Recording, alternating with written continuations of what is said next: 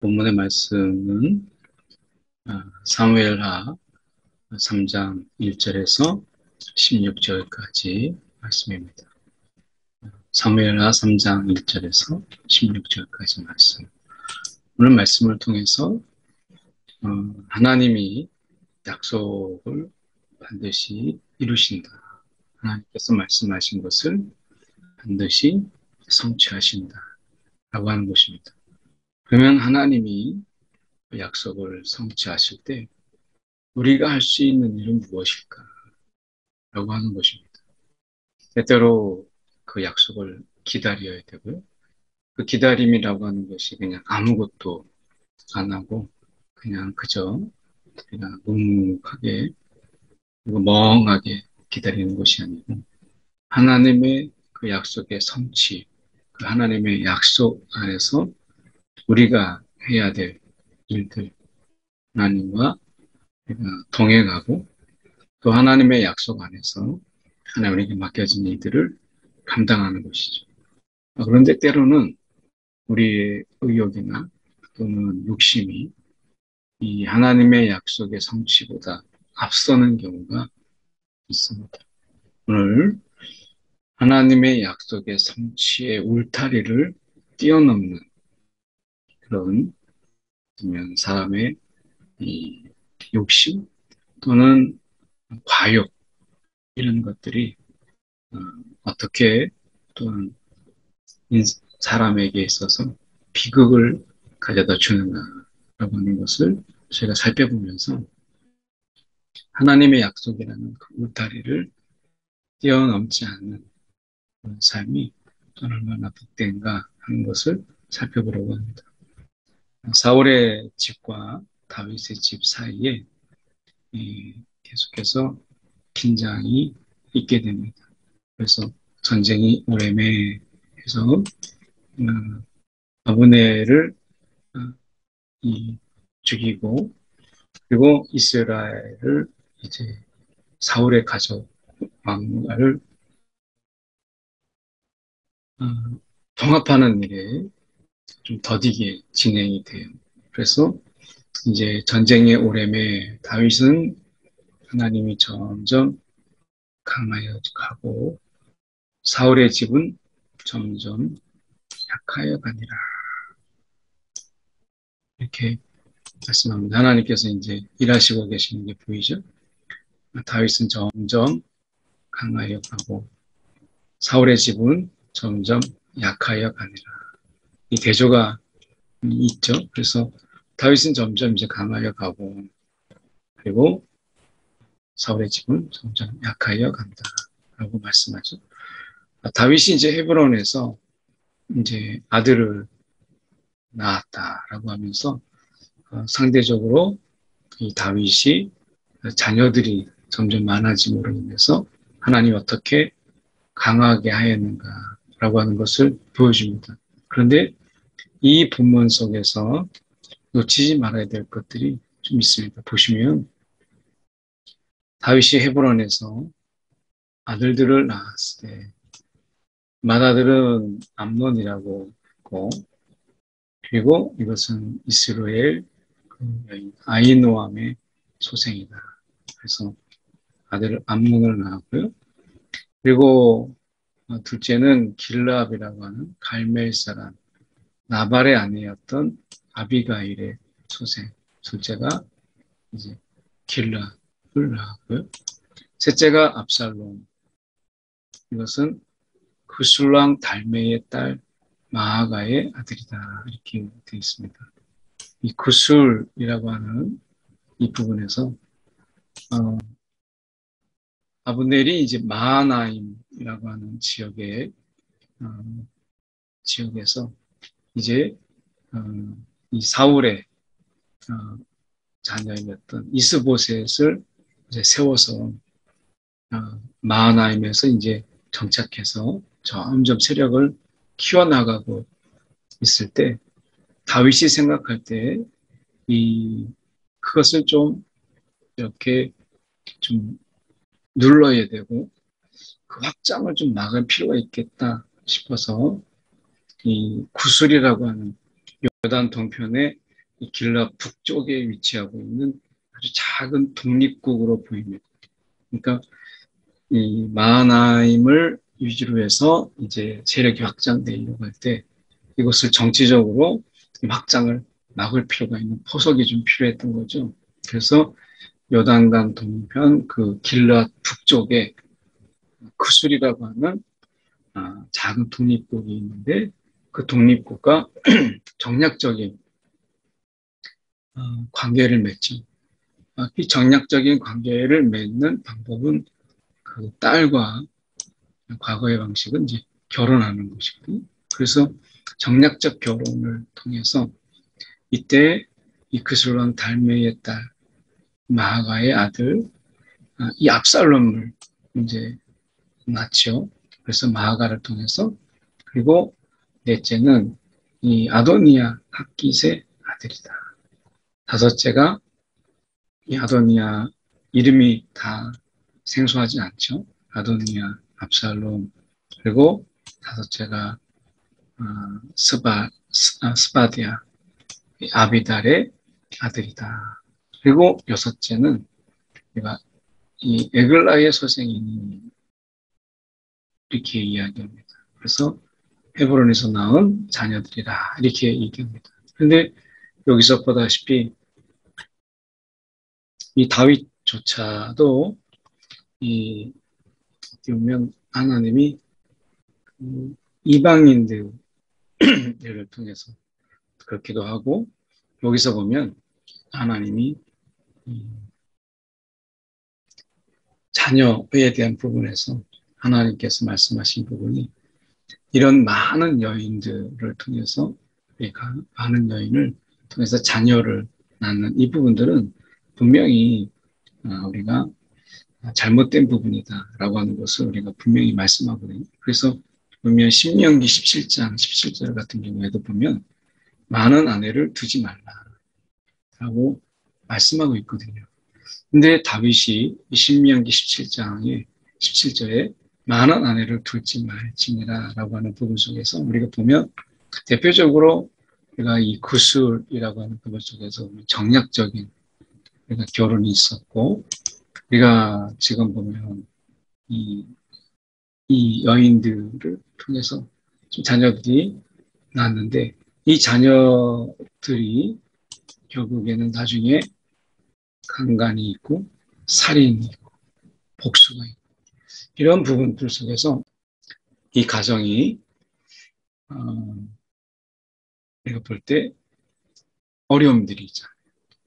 이 속에서 그러니까 이 지금 이 부분에서 보면은 이렇게 자녀들이 많다라고 하는 것이 단순하게 다윗을 점점 강하게 하였다라고 하는 부분을 보이고 있지만 이 다윗을 하나님이 점점 강하게 하는 것과 다윗이 하나님이 하시는 부분 속에서 앞질러서 이 구술람과 이 정략적 결혼 통해서 나온 이 압살롬 나중에 보면 압살롬의 배신이 있었고 아도니아의 또 배신이 있었고 이런 부분들 속에서 이 가족이 형제들이 속에서 가지고 있는 그런 권력을 향한 다툼 또 강간 이런 부분들이 우리가 일어나고 있는 일들을 우리가 보게 돼요. 그러니까 하나님이 분명히 많은 아내를 거느리지 말라라고 이야기했던 이 부분 속에서 신명기의 말씀에 다윗이 완벽하지 않았던 한 인간이었다라는 것을 우리가 보게 되죠. 하나님의 약속의 그 부분에 대해서 하나님이 분명히 다윗을 강하게 할 것인데 이 인간적인 방법으로 이것을 그들을 정략적으로 이렇게 좀 경계하고 그것을 확장을 막고 한 이런 방법들을 다윗이 그 시대 속에서 그도 역시 시대에 제한되어 있는 한 존재라고 하는 것을 우리가 보죠. 근데 하나님은 시대의 말씀보다 앞서시고 시대의 그 말씀보다 더 크신 하나님이시잖아요. 그런데도 불구하고 다윗은 그 부분에 대해서 하나님 앞에 그 약속의 성취라고 하는 하나님의 큰 울타리 안에서 다윗은 좀 더 앞서갔던 이 울타리를 뛰어넘었던 다윗의 모습을 우리는 오늘 본문을 통해서 보게 돼요. 특별히 우리가 이 다윗이 하나님의 그 약속의 성취보다 정치력을 발휘하려고 했던 그런 모습들이 보여지게 되는데요. 여기서 보면 다시 이제 장면이 사울의 집으로 넘어갑니다. 사울의 집에 보면 아브넬이 사울의 집에서 점점 이 권세를 잡게 되죠. 그래서 이 권세를 잡는 이 세력이 점점 커지게 돼요. 그래서 아브넬이 사울의 집에서 점점 권세를 잡았다. 그리고 사울에게 첩이 있었는데 이름은 미스바요라고 이야기합니다. 그래서 이 이 사울에게 첩이 있었는데 첩과 통관하였다. 이것에 대해서 나중에 이제 이 이스보셋이 사울의 아들이었던 이스보셋이 이것을 알게 됩니다. 근데 이게 중요하게 되었던 이유는 정치적으로 이게 문제가 되었던 것은 이게 윤리적인 문제가 아니라 지금 이스보셋은 어찌하여 내 아버지 첩과 통관하느냐라고 하는 것은 지금 이스보셋이 딴지를 거는 것은 윤리적인 문제가 아니라 이건 정치적인 문제입니다. 고대 사회 속에서 왕의 첩과 이 통관하는 것은 자기가 왕이 되었다라고 하는 것을 드러내는 것이거든요. 그러니까 지금 이스보셋이 왕인데 지금 아브넬이 세력이 얼마나 점점 권세를 잡았는지 사울의 이 첩을 통관했다라고 하는 것은 실질적으로 내가 왕이다 라고 하는 것을 드러낸 것이다 라고 하는 것이죠. 그러니까 이스보셋이 자기가 왕인데 실질적으로 아브넬이 사울의 첩을 취함으로 인해서 내가 왕이다. 내가 왕의 이제 후계자다. 라고 하는 것을 일종의 보인 거거든요. 과시하는 거거든요. 그러니까 이것에 대해서 당연히 이제 이스보셋이 딴지를 걸 수밖에 없죠. 이것은 분명히 정치적인 문제니까. 그런데 아브넬이 이 권력이 얼마나 센지 이스보셋의 말을 매우 분하게 여겨 이르되 내가 유다의 계머리냐 내가 오늘 당신의 아버지 사울의 집과 그의 형제 그의 친구에게 은혜를 베풀어 이렇게 얘기합니다. 은혜를 베풀어 당신을 다윗의 손에서 내주지 아니하였거늘 이 여인 하나 가지고 나를 이렇게 나무라느냐 이렇게 이야기합니다. 여기서 볼 때 이 아브넬이 얼마나 교만해졌는지 그가 은혜를 베풀었다고 이야기합니다. 자기가 그 왕에 대한 왕손에 대한 왕가에 대한 충성이라고 말하지 않고 은혜를 베풀었다라고 하는 거죠. 은혜를 베풀었다고 이야기하면 결국에는 아브넬은 이스보셋 위에 군림하는 자라고 이야기하고 있는 것과 같은 것이죠. 그래서 여기에서 말씀에서 보면 결국에는 이 아브넬이 얼마나 지금 자고하고 있는가, 얼마나 오만하지 있는가라고 하는 것을 보게 되죠. 또 하나 우리가 봐야 되는 것은 그가 이런 분노로 인해서 여호와께서 다윗에게 맹세하신 대로 내가 이루지 아니하면 하나님이 아브넬에게 벌 위에 벌 내리심이 마땅합니다. 이렇게 말씀하죠. 그러니까 하나님께서 일하심을 우리가 보면 이렇게 통관하고 이런 어떤 부분 속에서 어떻게 보면 비윤리적이기도 하고 이런 서로 다툼 이런 부분들 속에서 이것이 계기가 되어서 하나님의 뜻을 성취해 나가는 것을 보게 됩니다. 이 작은 하나의 갈등이 결국에는 이스보셋과 아브넬이 등지게 만드는 이런 부분이 되고요. 특히 이게 보면 이 맹세, 아브넬의 맹세를 통해서 사울의 집에서 다윗에게 옮겨서 그의 왕위를 단에서 브엘세바까지 이건 온 이스라엘을 우리가 할라에서 백두까지라고 표현하는 것과 같은 것이죠. 그래서 세우리라. 여기서 보면 이 하나님께서 되면 지금 단에서 브엘세바까지 하나님께서 세우시게 하신 것이나 하나님이 그렇게 하신다는 것을 알고 있었죠. 여기서 보면. 근데 아브넬은 다윗을 통해서 하나님께서 온 이스라엘의 왕이 될 것을, 왕이 되게 하실 것을 알고 있었어요.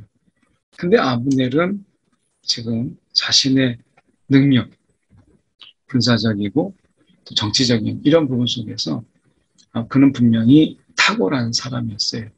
왜냐하면 사울 이후에 빼앗겼던 땅들을 회복하는 일에 굉장한 능력을 보여줬거든요. 거기에서 아브넬은 권세를 얻은 것이었는데 문제는 무엇이냐면 아브넬은 분명히 하나님의 뜻이 무엇인지를 알았어요. 그래서 사울의 집에서 다윗에게 하나님이 옮기셔서 왕조가 이제 바뀌죠. 이 온 이스라엘을 분명히 통치하게 하실 하나님의 뜻을 알았어요. 그리고 그것을 가지고 이제 이스보셋에게 떵떵거리니까 이스보셋이 아브넬에 대해서 한마디도 대답하지 못했다라고 말씀하고 있습니다. 여기에서 우리가 생각해 봐야 될 또 다른 것은 이제 아브넬이 자기를 대신해서 전령들을 다윗에게 보냅니다. 이 땅이 누구의 것이냐? 이르되 당신은 나와 더불어 언약을 맺사이다. 자, 이 땅이 누구의 것입니까? 라고 하는 이 질문은 이스보셋이 아니다. 이건 내 땅 아니냐? 라고 이야기하고 있는 것입니다. 그러니까 이스보셋을 이제 바지사장 만든 것처럼 아브넬이 그러면서 그 속에서 자기가 권세를 누렸던 그것처럼 이제 이스보셋이 자기를 사울의 첩 때문에 그런 것 때문에 기분 나쁘게 했다라는 것 때문에 이 아브넬은 이제 다윗을 자기가 왕으로 만들 수 있다라고 생각을 하는 것이죠. 그러니까 하나님의 말씀의 성취가 아니라 아브넬은 이스보셋처럼 다윗을 자기 손 안에 두고 자기가 실질적으로 권세를 누리면서 다윗에게 어떻게 보면 이제 힘없는 그런 얼굴로 내세우려고 했던 아브넬. 그러니까 이 아브넬이 착각도 대단한 착각이었죠. 이 땅이 누구의 것이냐라고 하는 이런 부분들 속에서 아브넬은 하나님의 성취를, 약속의 성취를 자기가 아니면 안 된다라고 하는, 그러면서 그것을 통해서 다윗의 군림하는 이런 모양새를, 이런 욕심을 아브넬이 지금 보입니다. 그래서 내 손이 당신을 도와 온 이스라엘이 당신에게로 돌아가게 하리. 내가 돕겠다. 이렇게 말해. 당신을 도와. 이렇게 이야기하죠. 그러니까 지금 아브넬은 다윗을 돕겠다. 이렇게 얘기할 때 여기에서 정치와 정략 이런 부분을 보게 됩니다. 다윗이 이렇게 좋다. 내가 너와 언약을 맺거니와 한 가지를 요구하노니 이렇게 얘기하면서 사울의 딸 미갈을 데리고 오라. 미갈을 데리고 오라. 이렇게 이야기합니다. 미갈은 이제 사울이 다윗에게 주었지만 사울이 다윗과의 갈등 속에서 미갈을 다른 사람에게 이제 주죠. 그래서 이 미갈을 이 다윗에게 이제 했던 것을 여기서 보시면 내가 전에 블레셋 사람의 포피 100개, 그러나 실제로 200개를 가져왔죠. 그래서 200, 이 100개로 나와 정원한 자니라. 그런데 이것을 사울이 다른 사람에게 줬어요.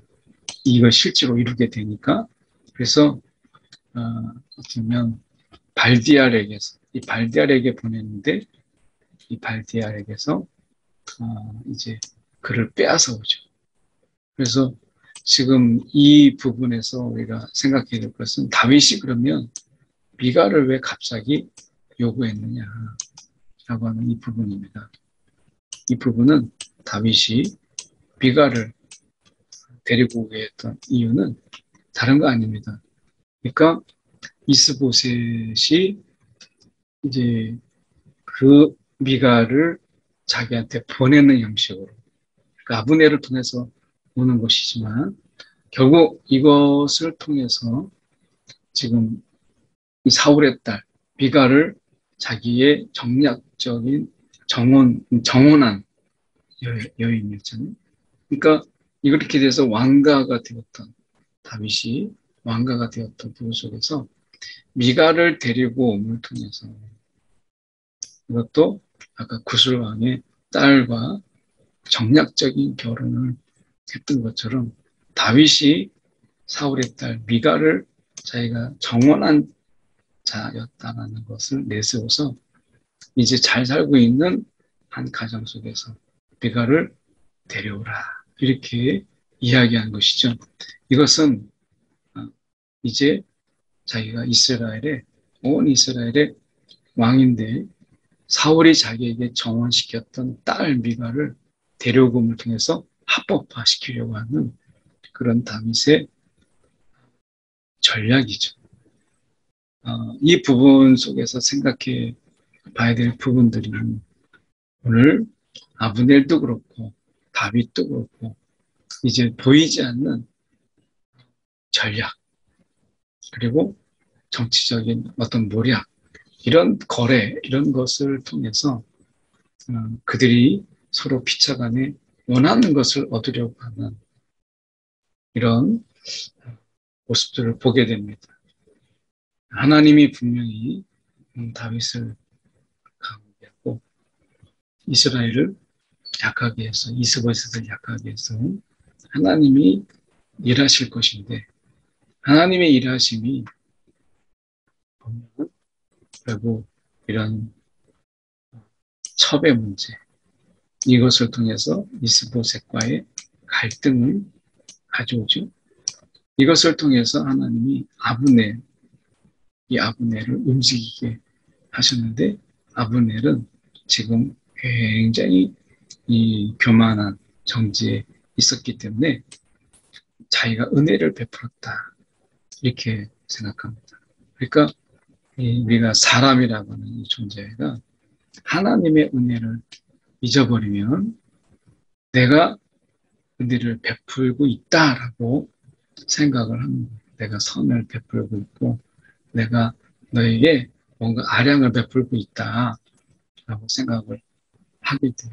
하나님의 은혜를 내가 받고 있다라는 것을 놓치게 되면 그 은혜 받는 자라는 것을 잃어버리게 되면 내가 작은 어떤 사람에게 아량을 베풀어도 내가 은혜를 베푸는 자다라고 생각을 하는 것이죠. 아브넬이 지금 권세가 커지면서 다윗도 자기 수중에 둘 수 있다. 그래서 이스보셋을 이제 바지사장으로 세웠던 것처럼 다윗도 내가 그렇게 할 수 있다. 그러면 더 큰 권력을 누리게 될 것이다. 라고 생각했던 이런 부분과 다윗은 이제 사울의 딸 미갈을 데려봄을 통해서 이제 이스라엘의 민심을 얻고 이제 이 사울이 정원시켜 주었던 미갈이잖아요.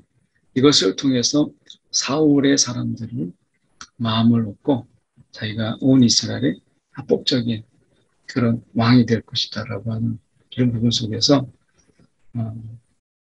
하나님이 어떤 약속의 선 속에서